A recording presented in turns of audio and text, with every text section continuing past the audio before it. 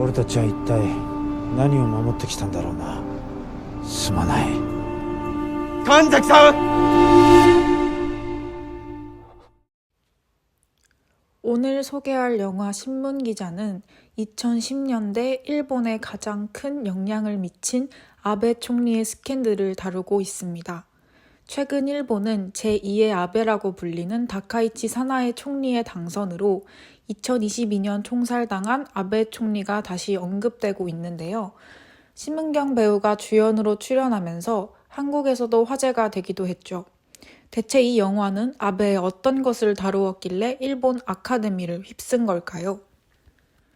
신문기자의 감독 후지이 미치히토는 1986년 8월 14일 생으로 2018년에 악마로 데뷔해 영화 감독 및 각본가로 활동하고 있는데요. 대표작으로는 남은 인생 10년, 정체 등이 있습니다. 젊은 나이의 감독이 정치 이슈를 소재로 영화를 만들었다는 점이 주목할 만한데요.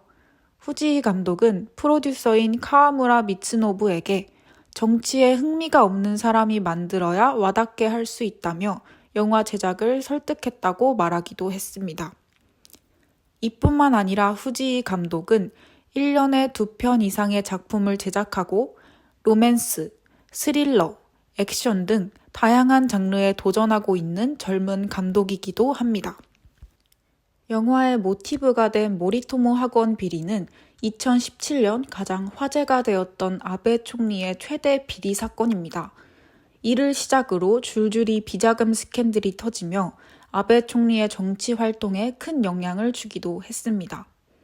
이 영화는 크게 토호토 신문사와 내각 정보실의 인물들로 구분해 볼 수 있는데요.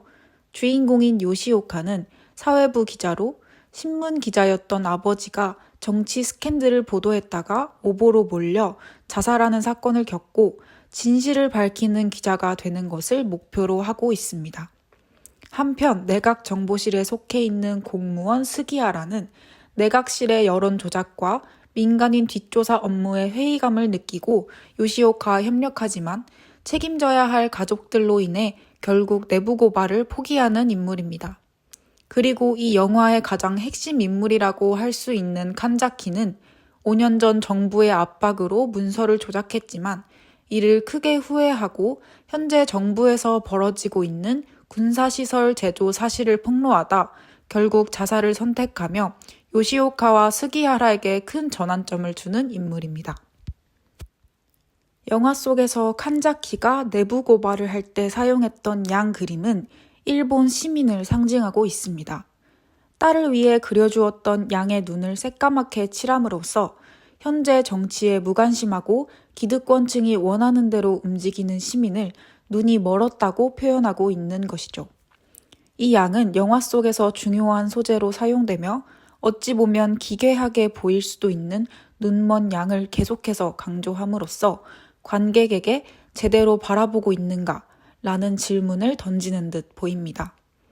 또한 영화의 가장 큰 특징 중 하나인 마지막 씬은 내부 고발 결심을 결국 포기한 스기하라의 고맨이라는 대사를 묵음 처리하며 이 영화가 해피엔딩은 아님을 암시하고 있습니다. 이 영화는 실제 신문기자로 활동하고 있는 모치즈키 이소코가 쓴 논픽션 책을 원작으로 하고 있습니다. 모치즈키는 실제 취재 경험을 바탕으로 일본 사회의 부조리와 권력의 비리를 파헤친 취재기를 보여주고 있는데요. 모치즈키 기자는 아베 정권의 골칫덩어리라 불리며 약화된 언론의 권력 감시 기능 속에서 힘쓴 기자입니다. 영화에서는 내각 정보실의 스기하라라는 인물을 추가하여 두 주연의 갈등을 보여주어 고발과 회유의 대립을 효과적으로 표현해냈습니다.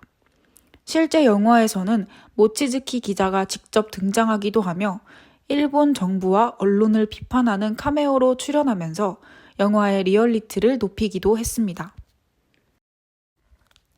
영화 신문기자는 일본에서 보기 힘든 사회고발 영화라는 점에서 그 가치를 찾아볼 수 있습니다. 보통의 사회고발 영화는 사회의 문제를 다루면서도 이를 오락으로서 사용한다는 것에 비판이 있기도 합니다. 우리가 마주해야 할 사회 문제를 자극적인 요소로만 소비하고 있는 것이죠. 특히 사회적 약자를 다룬 사회고발 작품일 때 피해자를 우월적인 시선에서 동정하고 있지는 않은지 경계해야 할 필요가 있습니다. 피해자와 연대하는 게 아니라 약자로만 인식하고 함께하지 않는다면 사회고발 영화의 필요성은 사라지기 때문입니다. 영화 신문기자뿐만 아니라 소년법 문제를 다룬 일본 영화 고백과 학교폭력 문제를 다룬 더글로리, 그리고 장애 아동 학대 문제를 고발한 영화 도가니는 우리 사회에서 일어나고 있는 문제들을 널리 알리는 역할을 하기도 했습니다. 특히 우리나라 거의 최초의 사회고발물 영화라고 불리는 영화 도가니의 흥행은 법을 제정하고 아동학대와 성폭력이 이루어졌던 학교가 폐교되기도 하는 등 큰 영향을 끼칠 수 있다는 것을 보여주었습니다. 이렇듯 사회고발 작품은 우리가 알지 못했던 문제들을 다시금 조명하고 문제의 해결까지 나아갈 수 있는 발판을 마련하는 데에 그 가치가 있습니다. 언론이나 미디어가 사회적인 역할을 잘 하면 사회고발 영화는 나오지 않습니다. 현재 사회고발의 기능을 언론이 제대로 하지 못하기에 사회고발 영화가 이를 대신하는 중인 것이죠. 하지만 최근의 사회고발 작품은 대부분 사회의 문제들을 오락 요소로만 사용하며 지속적인 관심이 아닌 순간적인 자극으로만 보고 그치는 한계를 해결해야 할 필요가 있기도 합니다. 영화 신문기자는 정치 이슈를 직접적으로 비판하면서 우리가 관심 가져야 하는 정치 문제를 관객이 직접적으로 마주보게 하고 있습니다. 일본에서 보기 드문 사회고발 영화로서 국민이 정치에 더 관심을 가져야 함을 알리고 언론의 역할을 강조하고 있는데요. 이 작품은 실제 사건을 바탕으로 하며 내용의 현실성을 높이면서도 아베 정권을 정면으로 비판하지 못했다는 한계가 존재하기도 합니다. 당시 총리였던 아베 총리를 직접적으로 비판하기에 어려움이 있었기에 비슷한 가상의 상황으로 대체하며 억압을 피해야 했던 것이죠. 그렇다 보니 사회의 문제를 직면하게 함에도 그 해결책과 국민의 더 많은 연대를 이끌어내지 못했다는 한계 또한 존재합니다. 하지만 일본 아카데미 시상식을 휩쓸며 극찬을 받았다는 점에서 일본에서도 정치 문제에 무관심하지만은 않다는 것을 느끼게 해줍니다. 모두 어딘가로 표출하고 싶은 마음을 이 영화가 대신하고 있는 것이죠. 그렇다면 영화에서 다룬 아베 총리가 사망한 지금 현재의 일본 정치는 어떨까요?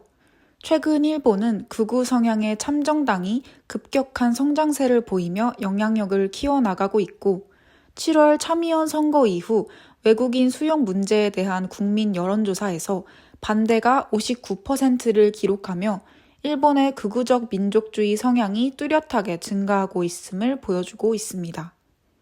이를 통해 일본 사회가 전체적으로 다양성을 배척하는 기조가 형성되고 있다는 것을 알 수 있는데요.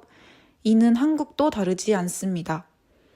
약자에 대한 혐오가 만연해지며 기득권층의 갈라치기에 쉽게 넘어가고 있기 때문입니다.